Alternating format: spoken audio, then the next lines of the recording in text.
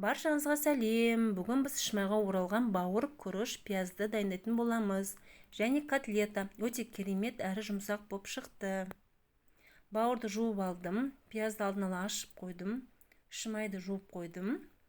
Алдын ала күрішті пісіріп алдым. Тұз, бұрыш қажет болады. Бауырдың бетіндегі пленкасын алып тастадым. Және мясорубкамен немесе блендермен өткізіп алсаңыздар болады. Бауыр дайын. Үстіне майдалап туралған пияз, күрішті, дәміне қарай тұз, бұрышты салып, жақсылап араластырып шықтым. Мен бұның бәрін көз мөлшермен жасап жатырмын. Сіздерде солай жасасаңыздар болады. Бауыр, қойдың бауырын алдым және қойдың шымайын алдым.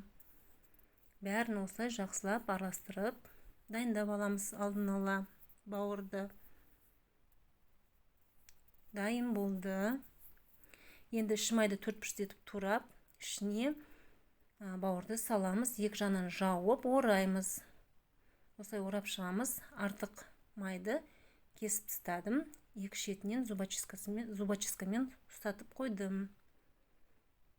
Қорған кезде ағып кетпес үшін, ашылып кетпес үшін осылай жасап шықтым. Керекті мөлшерде осылай бәрін жасап алдым.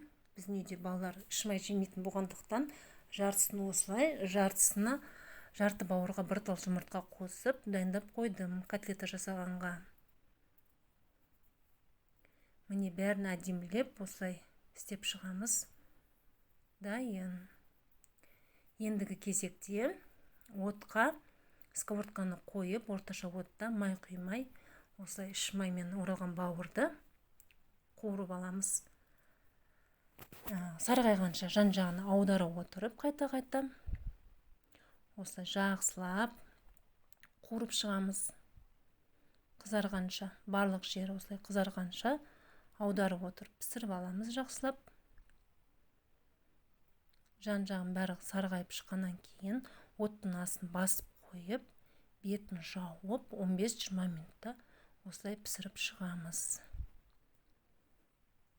Дайын болды. Енді бауырды алып тастадым. Оның үстіне сковородкаға кішкене сұйық май құйып, бауырды қасықпен осылай салып, котлета жасап алдым. Тез піседі. Асты сарғайғаннан кейін қасықпен жай-жай қасықтың көмегімен аударып пісіріп алдым. Ұнап жатса лайк, подписка, қоңырау басуды ұмытпаңыздар. Міне менің бауырым дайын болды. Шымайда піскен өте керемет, дәмі шашлықтың дәміне ұқсайды. Және котлета балаларым сүйсіне отырып жеді.